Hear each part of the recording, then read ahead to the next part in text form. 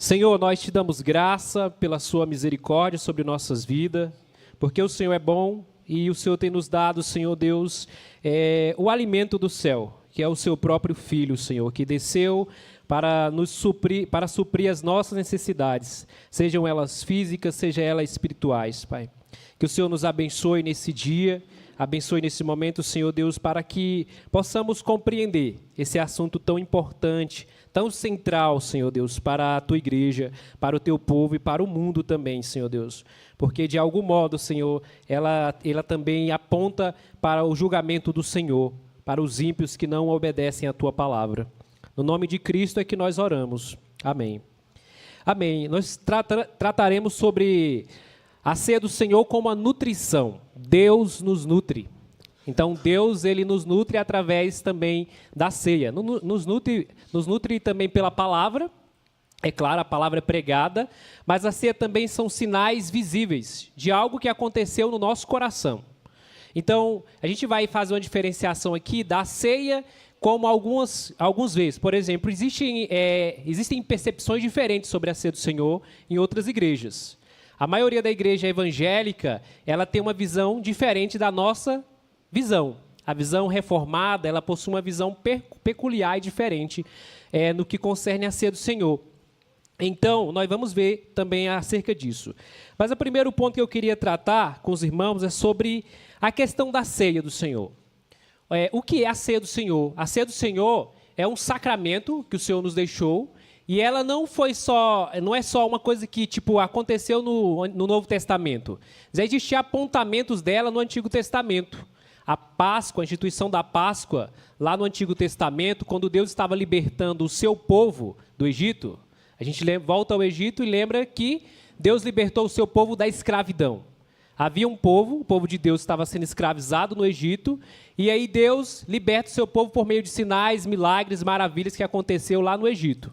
Deus levanta Moisés para livrar o seu povo, e nesse livramento, Deus derrama pragas sobre aquele povo, várias pragas, e uma dessas pragas foi a última última praga, onde Deus vai passar ali matando o povo ali que não estavam, de certo modo, obedecendo ao Senhor ali com o sinal de sangue que era colocado ali sobre as portas do povo para libertar o povo. Então Deus institui a Páscoa como sendo um sinal também de libertação do seu povo.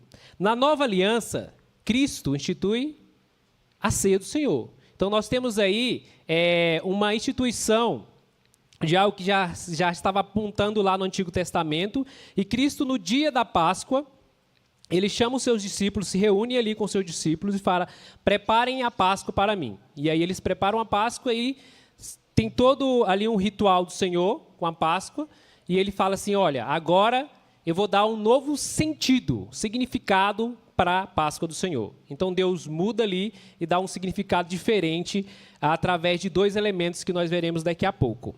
Então a ceia do Senhor é um dos dois sacramentos instituídos por Jesus Cristo na nova aliança. Ela é uma ordenança visível e sagrada que comunica verdades espirituais profundas ao povo de Deus. No Antigo Testamento havia a Páscoa, no Novo Testamento nós temos a ceia.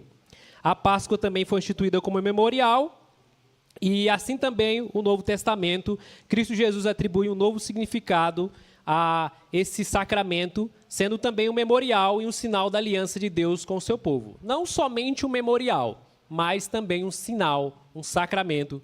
Nós veremos também daqui a pouco. Eu quero que os irmãos abram a palavra de Deus no livro de Lucas, capítulo 22, 19 a 20, onde esse texto vai tratar aí sobre a ceia do Senhor. Nós temos os 3 evangelhos que tratam de forma bem direta sobre a ceia. O livro de João não vai tratar sobre a ceia, mas a gente vê aspectos indiretos ali, quando Jesus fala assim: eu sou o pão da vida e tudo mais. Ainda que não esteja ali a ceia de forma direta, mas dá para tirar alguma coisa. Mas nos 3 evangelhos, Mateus, Marcos e Lucas, nós temos a ceia do Senhor ali bem exposta. Então, Lucas 22, 19 e 20, quem puder ler para mim esse texto, será uma bênção. Lucas 22, 19 a 20. tendo dado graças, o partiu e lhes deu, dizendo: isto é o meu corpo oferecido por vós, fazei isto em memória de mim. Semelhantemente, depois de cear, tomou o cálice, dizendo: este é o cálice da nova aliança no meu sangue, derramado em favor de vós. Amém, amém, até o 20. Então, Jesus institui a ceia aí, e nós veremos na nossa confissão de fé também, que a ceia do Senhor foi instituída pelo Senhor Jesus na noite em que foi traído. Então, na noite que foi traído, ele institui a ceia para ser observada em sua igreja, não só naquela época, mas sempre, até a sua segunda vinda. E aí nós teremos também a ceia representada lá, quando Jesus também nos levar para o novo céu e nova terra, onde ele nos fará um banquete novamente, ali representando também a última ceia com ele.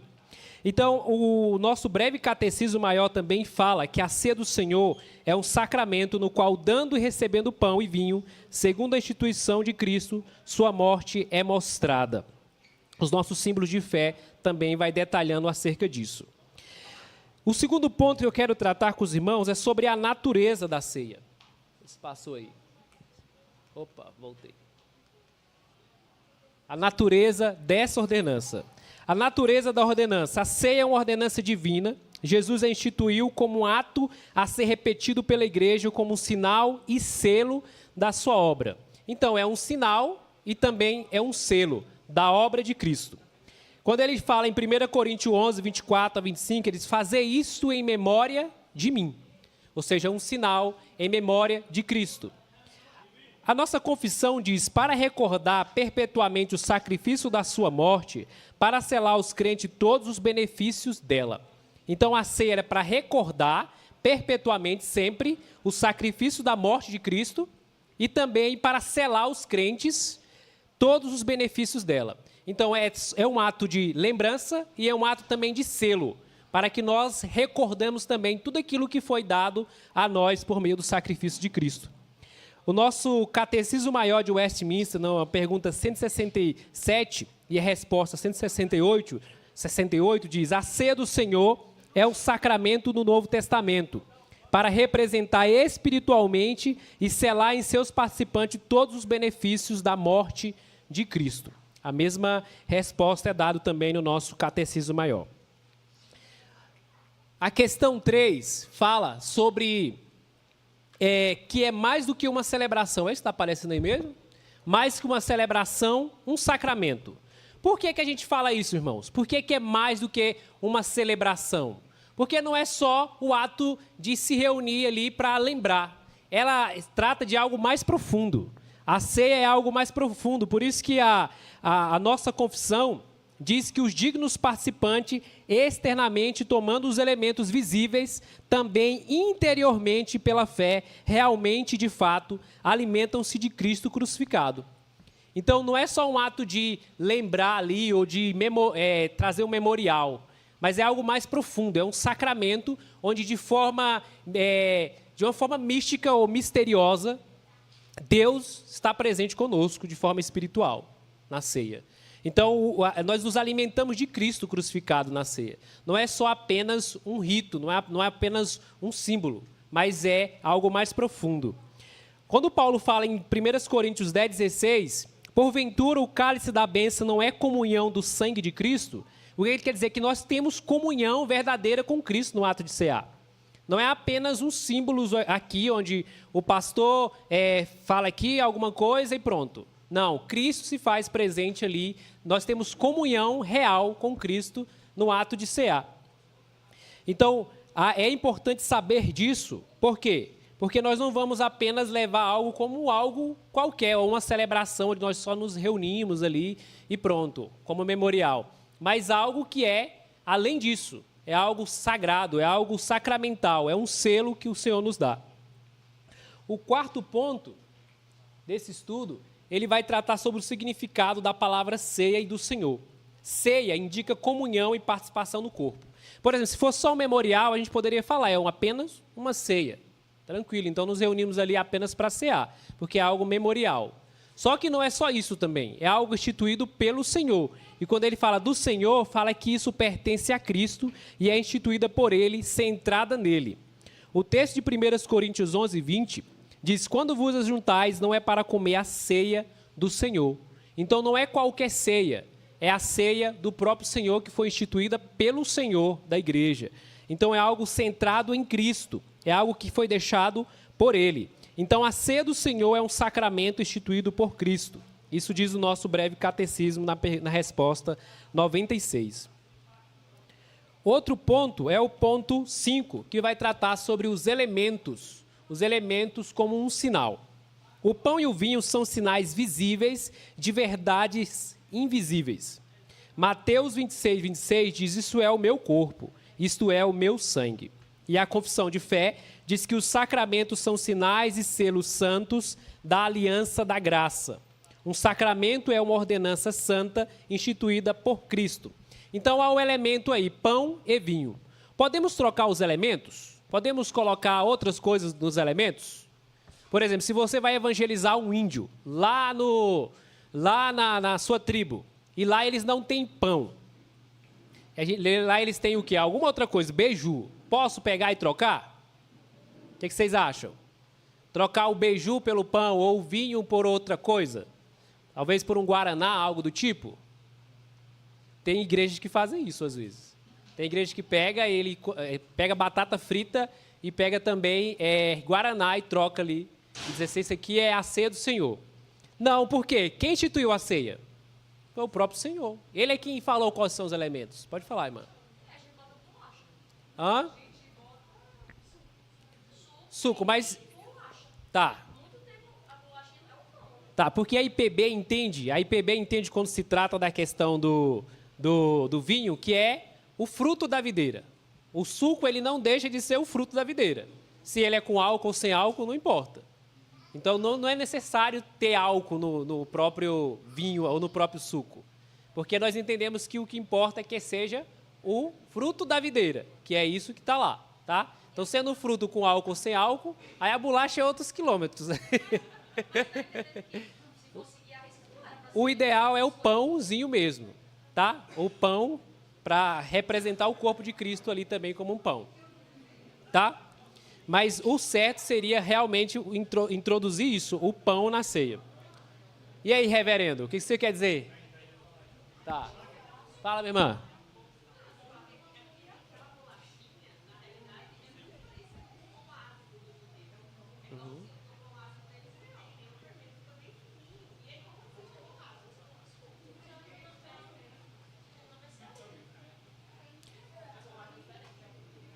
Certo. Mas o certo aqui é a atribuição do pão, porque Cristo deixou o pão. A gente não pode colocar outras coisas no meio disso.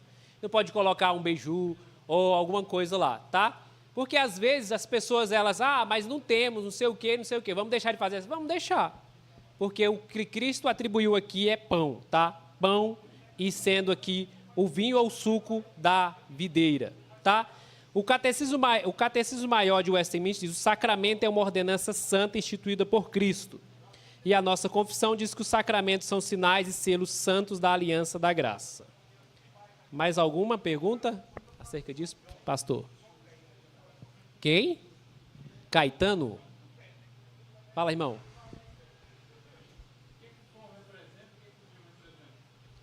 Tá, a gente fala que o vinho representa o sangue de Cristo e o pão o corpo de Cristo.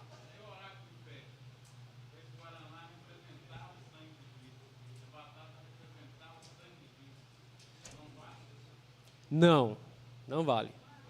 Não é uma atribuição que Cristo coloca. Cristo deixa o pão e o vinho como sinal aqui do seu corpo. Não outras coisas. Eu acredito que seja um acrescentar de outras coisas os elementos que Jesus deixou. Jesus deixou 2 elementos, pão e vinho. Inclusive, a gente canta com vinho e pão, e quando vai olhar nos textos bíblicos, é vinho e pão sempre. Inclusive, lá em 1 Coríntios também, Paulo deixa pão e vinho. Ele poderia acrescentar outras coisas, mas ele deixou pão e vinho, e a Bíblia é bem clara quando se trata disso.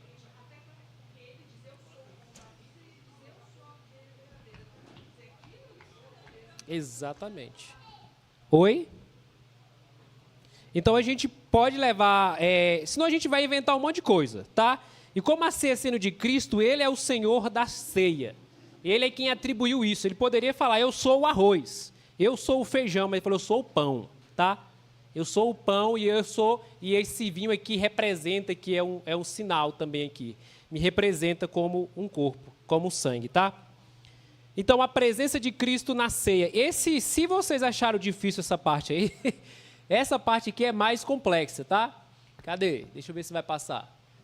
Passa aí que não está passando não, Caio. O próximo slide. Os elementos da ceia como sinal. Foi? Pronto. Se vocês acharam isso complexo, a questão do pão e do vinho, os elementos, esse é o mais complexo. Acredita-se que quando os primeiros missionários reformados que vieram para o Brasil, eles foram mortos mais por conta da ceia do Senhor do que outras coisas. Eles foram defender a fé deles aqui no Brasil, isso lá no Rio de Janeiro. E quando eles falaram sobre a ceia, e teve muita discussão acerca disso, porque aqui quem iniciou aqui o trabalho foram os católicos no início, e os irmãos vieram mandados por João Calvino também para vir pregar o evangelho aqui. Eles tiveram uma grande dificuldade com a ceia do Senhor. É tanto que eles foram mortos por conta dessa questão. E nós temos aqui uma das coisas mais complexas, que é a presença de Cristo na ceia. Cristo está presente na ceia ou não? O que vocês acham? Porque existe igreja que acredita que não está. Existem igrejas que não levam isso como a sério, e a maioria das igrejas evangélicas. Por exemplo, você tem quatro posições aqui, tá? Para falar sobre isso. Nós temos a posição católica sobre a ceia, temos a posição de Lutero sobre a ceia, temos a posição de Zwinglio sobre a ceia, que essa é a mais aceita aí pelos irmãos das igrejas evangélicas, e temos a posição reformada, João Calvino e outros mais, que trouxeram uma posição que nós a recebemos como sendo a verdadeira, como sendo aquilo que realmente fala da ceia real. Então, a presença de Cristo na ceia. Cristo está presente, mas nós acreditamos que de uma outra forma, de uma forma espiritual, tá? Ele não está presente corporalmente na ceia. Ainda que, de um certo modo, nós cremos que, de uma forma misteriosa, Cristo está presente como um todo.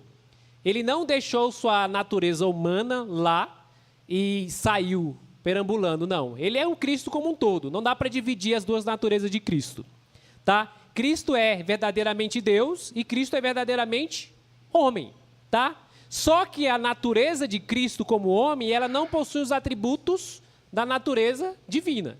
Acredita? Então, a natureza humana de Cristo não possui os atributos da natureza divina. Em que sentido? Por exemplo, a natureza humana, ela é onipresente? Ela pode estar em todos os lugares? Pode ou não? É a natureza humana de Cristo. Ela não está presente em todos. Cristo está onde hoje? Onde é que Cristo está sentado hoje? À direita do Pai, tá? Ali a natureza, Cristo com sua natureza divina e na sua natureza humana, sentado à destra do Pai. Só que a sua natureza espiritual, a sua natureza divina, ela está em toda parte porque ela é onipresente, tá? E aí, o que nós acreditamos que a natureza, Cristo como um todo está aqui, tá? Quando nós ceamos, participamos da ceia. Não nos elementos, não são os elementos que se transformam em Cristo ou alguma coisa do tipo. Mas ele está presente espiritualmente, nos alimentando e nos dando, de um certo modo, forças, e a gente vai ver isso lá no texto de 1 Coríntios 10, 11, aliás, que Cristo está presente ali e, de uma certa forma, ele traz até julgamento durante o momento da ceia, tá? Então, as posições. Vamos ver aqui quais são as posições que existem sobre a ceia do Senhor dentro das igrejas aí. Oi.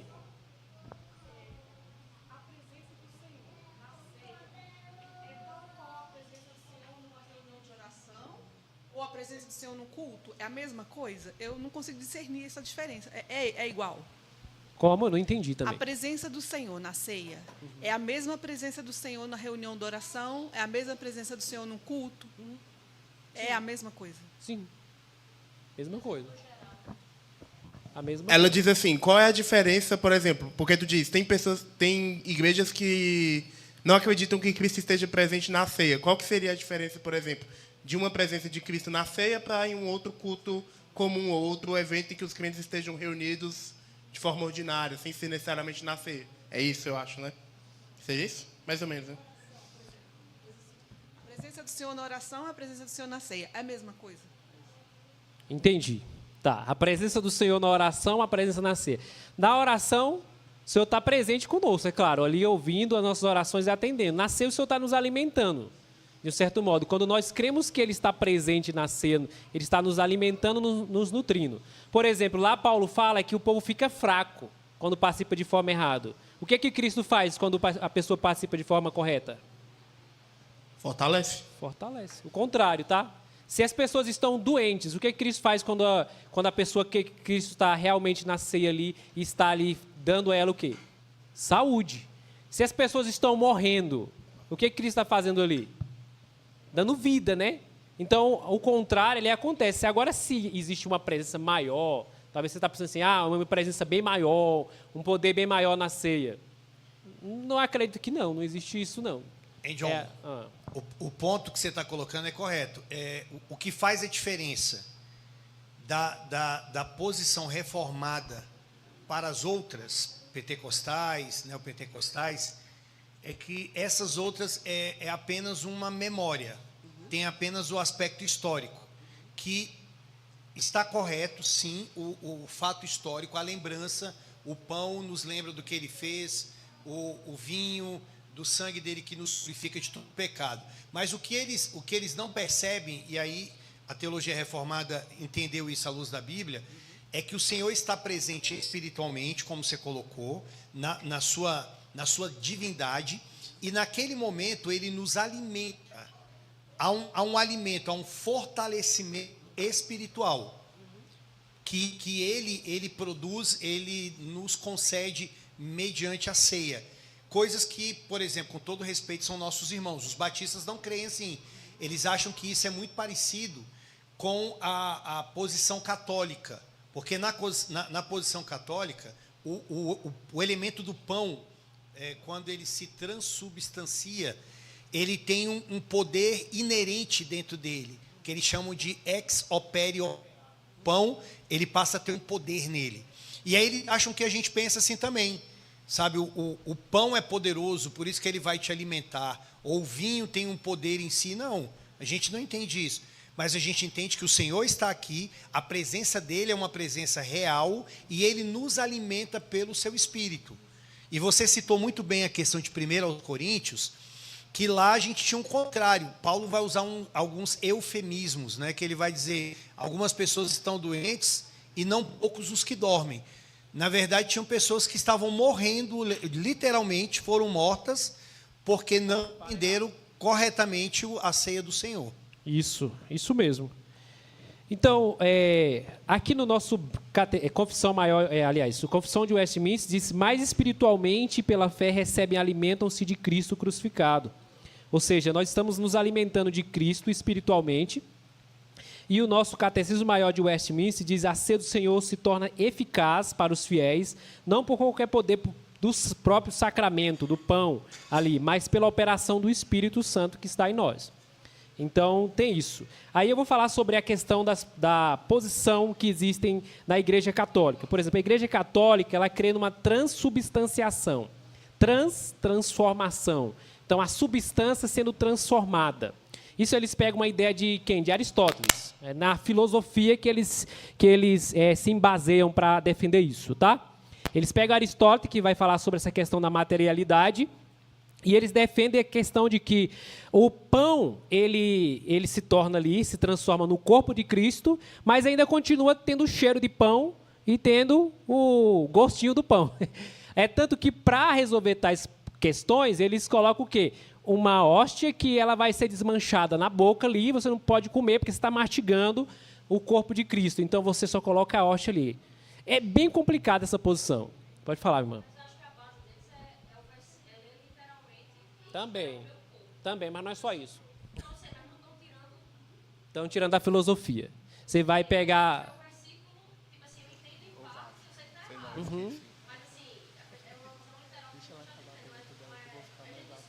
Sim. A grande questão, Lara, é que quando Cristo está ali dando o pão, ele fala assim, isto é o meu corpo. Ok, literal, tá? Para os católicos. Só que quando eles perceberam que, tipo, o corpo de Cristo está ali, Cristo está dando comer, ele não morreu ainda. Ele está pegando ali o pão e falando, isso é meu... Então, o pão não é corpo ali, porque o corpo de Cristo está ali presente ali. Então, para defender isso aí, para eles corrigir essa questão, de só não ser literal, de falar assim, não, vamos defender pela filosofia. Aí você tem Tomás de Aquinos e a filosofia. Tomás de Aquinos defende isso. Você vai ter... Não, Santo Agostinho não defende tanto isso. Mas depois, com mais estudos, eles chegaram a esse ponto de defender que realmente é o pão ali, não é o corpo ali, é o corpo de Cristo, tá? Mas ainda continua, a substância ainda continua sendo o pão ainda. Ali uma filosofia por detrás que eles defendem ali. Então, para os católicos, Cristo estava fisicamente presente ao instituir a ceia. E aqui nós temos uma sutil idolatria. Por quê? Porque a ideia católica é uma ideia de que se o próprio elemento ele se torna o corpo físico de Cristo, ele, de um certo modo, está dizendo que Cristo é onipresente, ali a natureza humana de Cristo está presente ali, então Cristo é onipresente, e quando o católico ele se dobra diante do altar, porque ele vai se dobrar diante dos elementos, porque é o corpo de Cristo. Então, você está pegando o próprio corpo e, de um certo modo, você está idolatrando os elementos da ceia. Então, você idolatra o próprio pão como sendo o corpo de Cristo. E não é. Cristo não manda fazer isso. Cristo não ordena que tal coisa aconteça. Então, de forma errada. Nós temos um problema grande aí diante dessa ideia. Sim, pastor. Calma aí, Reb, vou levar o microfone aí para o senhor. É uma questão, isso é tão importante, irmãos, que é algo tão sutil. Você vê que a Igreja Católica, ela fala sobre graça, ela fala sobre salvação, eles têm as Escrituras, eles falam sobre a Eucaristia, sobre o sacramento da ceia, mas nunca é do mesmo jeito que está nas Escrituras, sempre tem uma coisa a mais. Então vai falar da Escritura, mas não é só as Escrituras, é também a tradição. Vai falar sobre a salvação, sobre a graça, mas vai falar também da dependência daquilo que o homem faz. Então, há um sinergismo.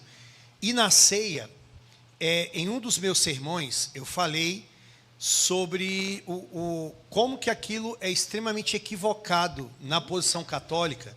Gente, e é um fato isso.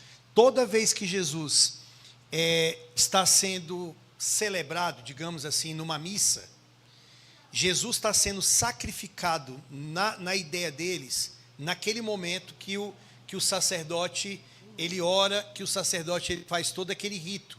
Então, se ocorrer, 1000 missas no mundo, em um dia, 1000 vezes Jesus Cristo está sendo sacrificado.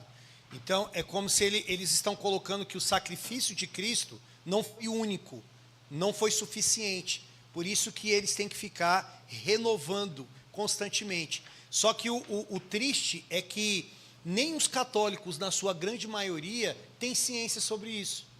Ou seja, eles acham que estão fazendo correto. A nossa igreja fala sobre Bíblia, a nossa igreja fala sobre salvação, a nossa igreja fala sobre graça, a nossa igreja fala sobre Jesus. Ela tanto que fala de Jesus, que quando é passado ali como é que é o nome daquele... O incensário que tem um nome específico que o pessoal se ajoelha naquele momento, porque ali é onde tem uma hóstia, e lá dentro, e o sacrário. Então, as pessoas têm toda uma devoção naquele momento, por causa da transubstanciação que Cristo está ali. Sim. Então, assim, a gente tem que tomar muito cuidado com isso, porque parece ser correto, mas não é. Não é correto.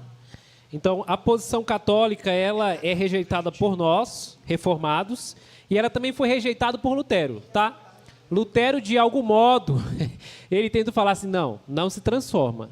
Não transforma ali no corpo de Cristo, não há transformação. Mas há uma consubstanciação, segundo Lutero. Jesus não é o pão ali, mas ele está sob, em ou com o pão. Segundo Lutero, Jesus está sobre o pão ou com o pão. Não há uma transformação, mas ele está sobre o pão. Então, não tem muita diferença também, né? Porque para ele a natureza física de Cristo também, de um certo modo, está presente ali na ceia também. E aí não consegue discernir as ideias de que a natureza humana de Cristo, ela não possui, de certo modo, ali, atributos no sentido de onipresença. Então, Cristo vai estar presente aqui com a sua natureza humana aqui na IPB, depois está lá na Assembleia, depois está lá em vários lugares, presente no mundo todo, com a sua natureza humana. É bem complexo isso também. Então, a ideia dele não é uma ideia, não uma base textual clara, que sustente a mistura do físico com o espiritual. Não temos essa ideia clara aí nas Escrituras. Então, Cristo, segundo a nossa confissão, está presente de forma espiritual, pela fé dos crentes, e não de forma física. E aí nós temos o Zwinglio, também, que surgiu na época, tentando aí, de um certo modo, dar resposta também à posição luterana, à posição católica. Zwinglio, ele fala que a ceia é apenas uma lembrança do sacrifício de Cristo. Ele não está errado, tá? Quando ele fala que é só uma lembrança, realmente o texto fala, é um memorial, fazer isto em memória de mim, tá? Segundo a posição de Zwinglio. Mas existem alguns problemas com essa visão, porque Paulo fala que, lá em 1 Coríntios 10, 16, que há uma comunhão nossa com Cristo no momento da ceia. Então, há, de um certo modo, uma comunhão ali com Cristo. Então, Cristo ele não é só um ato ali memorial. Quem é que defende essa posição? Assembleia de Deus, Igreja Batista, Igreja Cristã Evangélica. Todas essas igrejas seguem essa ideia zwingliana de um memorial apenas. Cristo está presente? Talvez eles vão falar assim, sim, ele está presente porque ele está presente em todo lugar. Ele está presente na hora da oração, ele está presente na hora do louvor, está presente em todo momento. Só que eles não veem essa comunhão ali de uma forma também de julgamento e também de alimentação, de nutrição de Cristo para conosco, de um selo também, de algo maior do que apenas um memorial. Então, o nosso breve catecismo diz: os crentes são alimentados espiritualmente do corpo e do sangue de Cristo. E o catecismo maior fala: os crentes participam espiritualmente do corpo e sangue de Cristo. Por isso, nós também não seguimos essa ideia só de um memorial, mas queremos que vá além de um memorial, porque o próprio Paulo trata disso. Se fosse só um memorial, era tranquilo ali também. Mas Paulo fala assim, olha, vocês estão participando de forma errada da ceia. Vocês estão participando de forma que não é correta da ceia do Senhor. E uma das coisas, irmãos, que nós também temos que notar é que para uma igreja ser uma igreja saudável, ela precisa executar o sacramento de forma correta. É um dos princípios de uma igreja saudável. Se a igreja ela não executa o sacramento por uma visão bíblica, ela está, de certo modo, ali errando diante da palavra de Deus. É difícil? Complicado? Sim. É complicado as coisas quando se vai perceber aí algumas coisas. Mas a própria palavra de Deus deixa essas instruções. Nós precisamos, de certa forma, analisar como a palavra de Deus requer que nós façamos esse sacramento. Tá? E aí nós temos a nossa posição, que é a presença espiritual, a visão reformada. Cristo está presente espiritualmente e o crente recebe pela fé, é um verdadeiro meio de graça. Participar indignamente traz juízo porque a ceia é real, o Espírito é o que vivifica e a carne para nada aproveita, segundo Cristo. E a nossa confissão diz, dignos participantes externamente, tomando os elementos visíveis, nestes sacramentos, também interiormente pela fé e de fato, mas não carnal, nem corporalmente, recebem e alimentam-se de Cristo crucificado e de todos os benefícios de sua morte. O corpo e o sangue de Cristo não estão carnal ou corporalmente na ceia, mas sim espiritual e realmente como os elementos mesmos são, em relação ao uso sacramental, chamados realmente o corpo e o sangue de Cristo, embora em sua substância e natureza continue sendo verdadeiramente somente pão e vinho, como eram antes. Então não há uma transformação do pão no corpo, não há uma transformação do vinho em sangue, o que é realmente a presença espiritual de Cristo nos fortalecendo na ceia, quando nós participamos dela. Tá, tem... Vamos, o pastor está aqui também.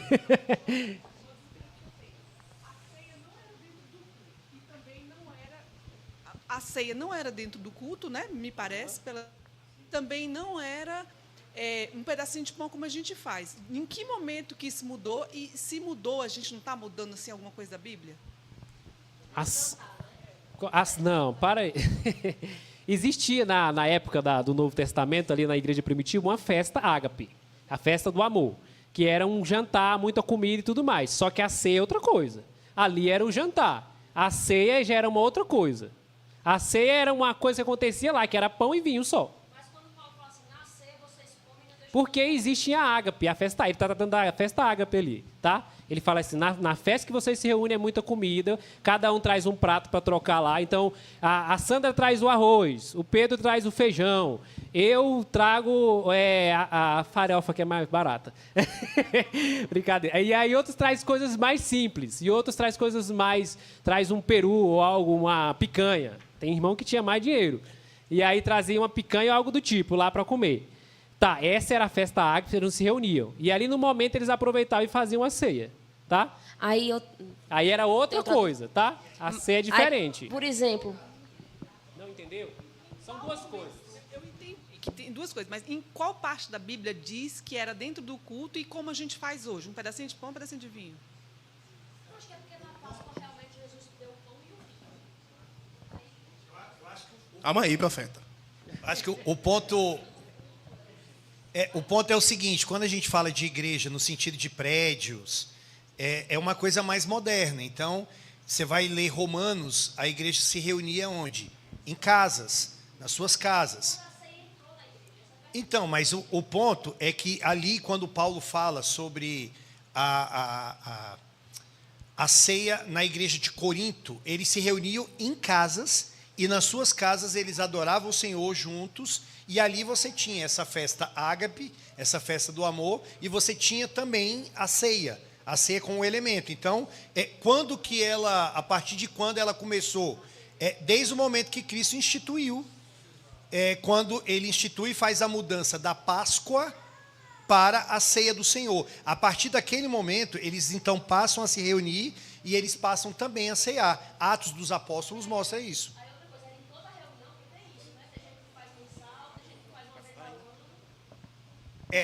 O ponto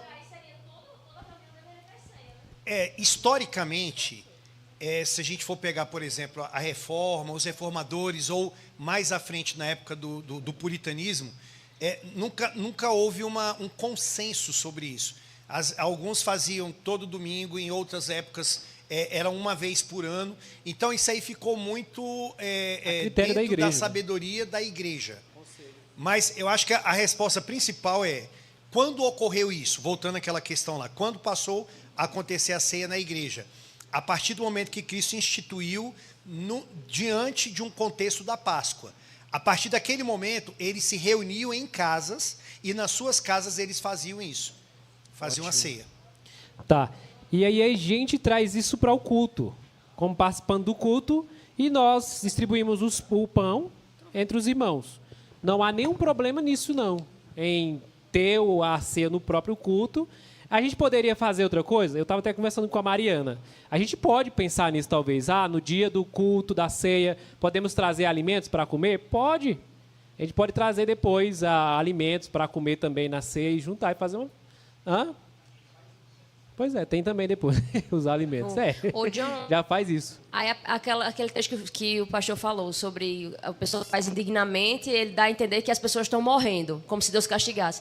Como é que isso acontece hoje em dia? Porque parece que a gente não vê as pessoas morrendo, não sei como é. E a gente sabe que a gente, infelizmente, vai, uma vez ou outra, comer indignamente, né? Então, como é que esse castigo se aplica hoje? Então, acho que existe uma gradação de castigo aí.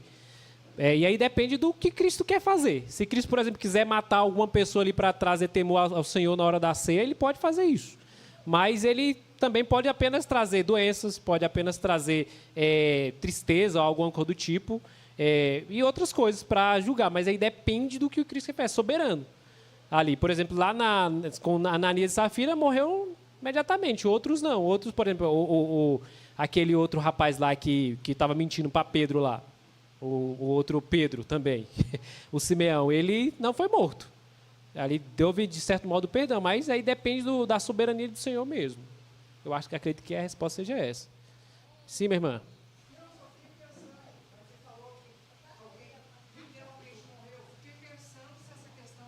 Morrer, Aham. eu tenho agonia com isso, mas tudo bem. Fico pensando se essa questão do morrer não é a morte espiritual também, que eu acho que ainda é pior do que a morte do corpo, é uma morte do corpo. Não, essa aí mesmo, não. morto. Essa daí não. Por quê?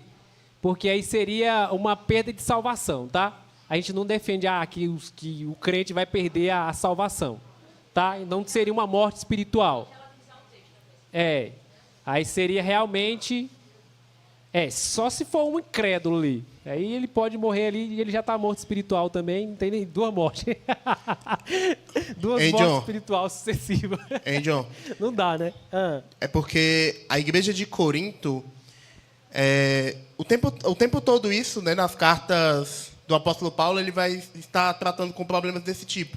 Com ricos menosprezando pobres, ou com senhores não entendendo mais o papel dos seus servos. Então, o que Paulo vai trazer agora com o evangelho, não deve existir mais essa divisão dentro da igreja de ricos e pobres, fortes e fracos. Em Cristo, todos nós estamos unidos. Então, essa é a ideia. E a ceia, ela representa o ápice desse momento. A ceia representa o ápice da união da igreja com Cristo. Então, por isso que é muito sério a pessoa com quem você está ceando ali, né? É um ápice da comunidade.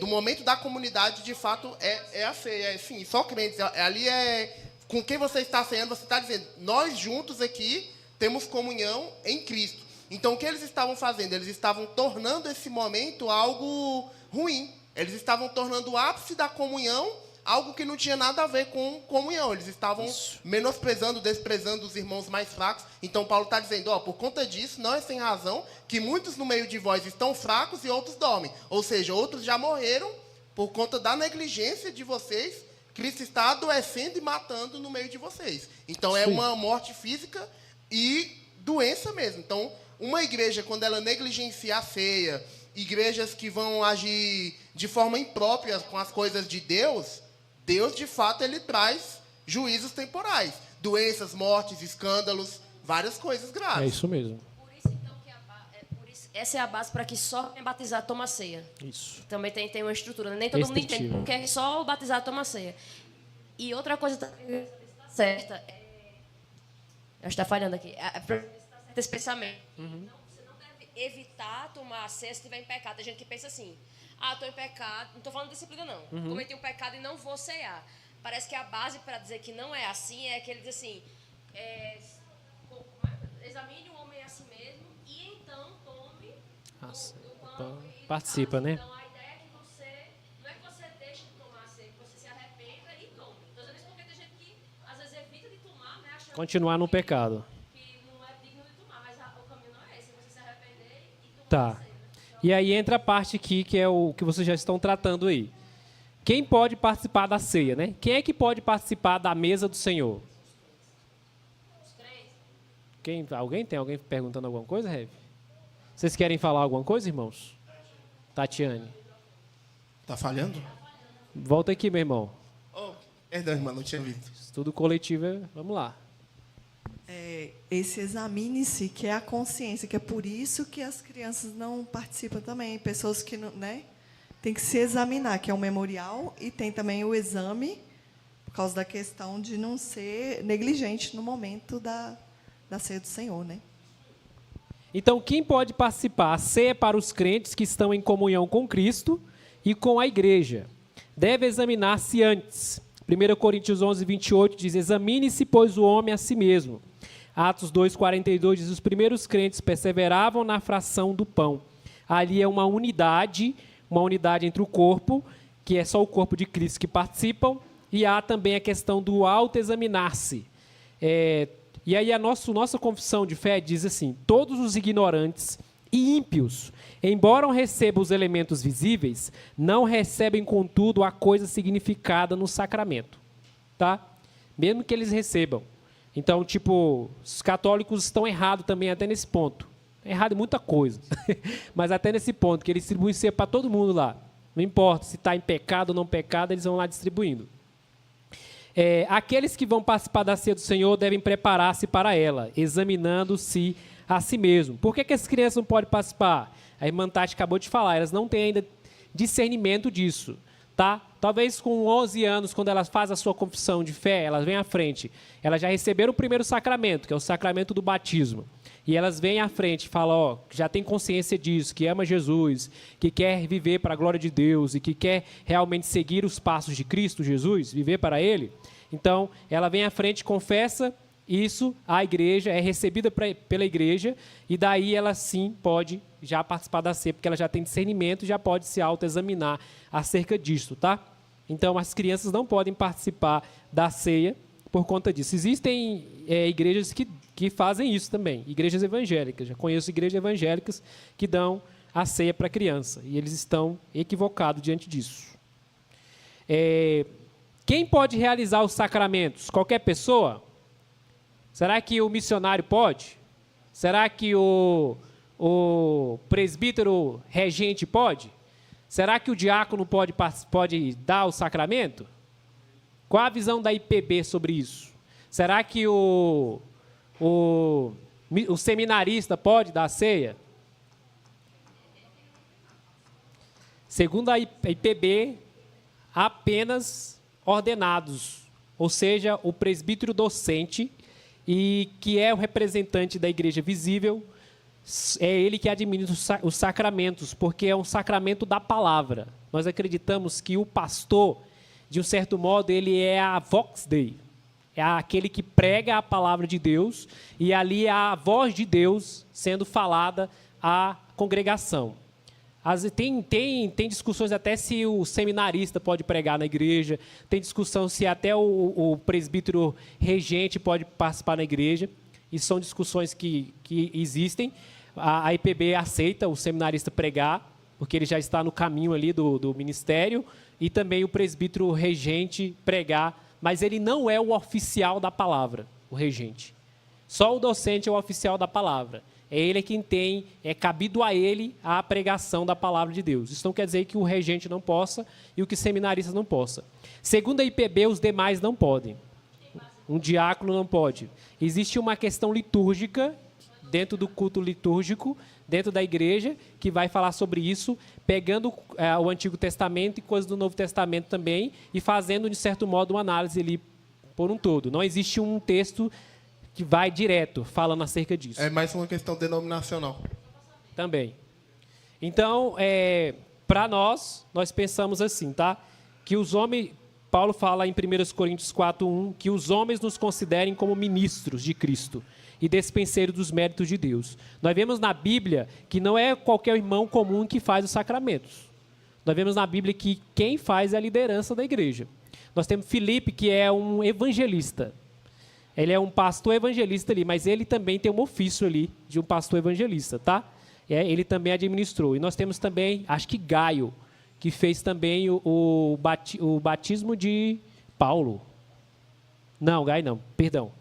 O outro, lá em Atos, quando vai chamar Deus chama para batizar Paulo, como o nome? Não, gente, me lembra aí. Que Deus chama Ananias. Que toma ele pela mão, não lembro o nome, mas é o que toma ele pela mão. Acho que é Ananias, tem o nome. O Ananias vai batizar Paulo também. Nós não sabemos se ele era apenas, se ele tinha algum título ali, mas Deus chamou ele para fazer aquilo. Aí algumas igrejas podem falar assim, se Deus chamou, então Deus me chamou para isso. Mas será que Deus chamou mesmo você para fazer isso? Será que Deus chamou você para ir lá e fazer o sacramento ou dar esse sacramento da ceia e do batismo para outra pessoa? Existem coisas na IPB que é certinho. Quem faz isso é o pastor. Então, são atribuição do pastor docente, tal coisa, tal coisa. São atribuição do diácono, tal coisa, tal coisa. São atribuição do presbítero regente, está aqui, está aqui. Tá? A IPB segue essa ordem para não haver nenhum de certo modo, Problema. E uma igreja, congregação lá não sei aonde que não tem um pastor. Como é que vai fazer? Só tem um missionário lá. Não vai ter que ir um pastor de outra igreja ir lá administrar os sacramentos. Só isso. Mas é lá distante, milhões de quilômetros lá. Um pastor vai ter que ir lá administrar o sacramento ou a igreja vai ficar sem o sacramento por um período de tempo. Existem igrejas que faz de ano em ano o sacramento da ceia, porque só o pastor só pode ir lá durante o ano, tá?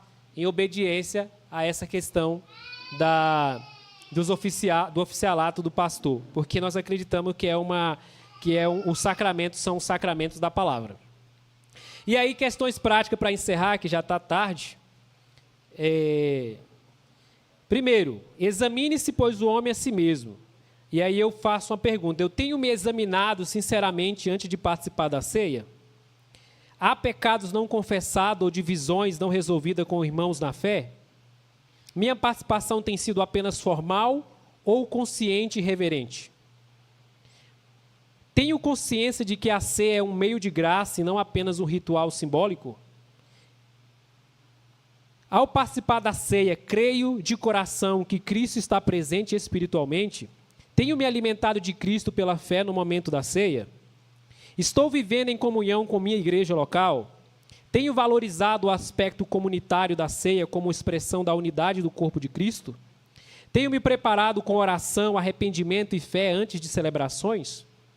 Como tenho ensinado os meus filhos ou novos convertidos a se prepararem? Como líder ou pastor, no caso do pastor, do reverendo, está zelando pela ceia, se ela será administrada de forma bíblica e reverente? Há uma promoção do ensino correto da ceia na igreja? Participo da ceia com frequência e com reverência? Valorizo esse meio de graça ou me tornei indiferente a ele? E, por fim, minha participação comunica ao mundo que Cristo morreu por mim? Tenho testemunhado publicamente da minha fé com integridade? São questões que a gente pode, de um certo modo, refletir acerca desse sacramento, tá? Que, de um certo modo, possui algumas, de certo modo, dificuldade de interpretação por algumas pessoas, mas que acredito que se os irmãos realmente quer realmente possuir uma ideia certa da ceia, deve seguir isso que a gente acabou de expor, porque, para nós, essa é a realidade da ceia. Tá? Amém? Alguma pergunta a mais? Não? Então, vamos orar, agradecendo ao Senhor pela bênção de podermos estudarmos a sua palavra e podermos pensar acerca disso, e que Ele nos esclareça mais e mais acerca disso. Senhor, nós te damos graça pela sua misericórdia sobre nossas vidas e por podermos, Pai, refletir na sua palavra, que temos discussões acerca disso, discussões sólidas, sábias, de irmãos que, ó Deus, querem entender, querem compreender e querem fazer, Senhor Deus, a tua vontade. Querem andar, Senhor Deus, segundo a verdade do Senhor e não segundo o que os homens pensam, mas segundo a sua palavra, o que a sua palavra diz acerca disso, o que a tua palavra nos ensina acerca da ceia do Senhor, desse sacramento importante para nossas vidas, Pai, que é o alimentar-se de Cristo, ó Deus, de uma forma espiritual, de uma forma, ó Deus, maravilhosa, e podermos experimentar mais das suas glórias, Pai. Que o Senhor nos ajude, Senhor Deus, a nos sempre examinar nós mesmos, Pai, ao participarmos da ceia e sermos, Pai, a cada dia mais, Pai, fidedignos ao Senhor, compreendendo, Senhor Deus, o corpo do Senhor, tendo comunhão com os outros e especialmente contigo, Pai. Nós te pedimos isso, que o Senhor nos ajude, Pai, nisso, para a glória do seu Filho. Amém. Amém. Então é isso, meus irmãos. Tenham um bom descanso. Até a próxima vez que nos encontraremos para discutirmos outras coisas. Até a noite, né? Culto à noite.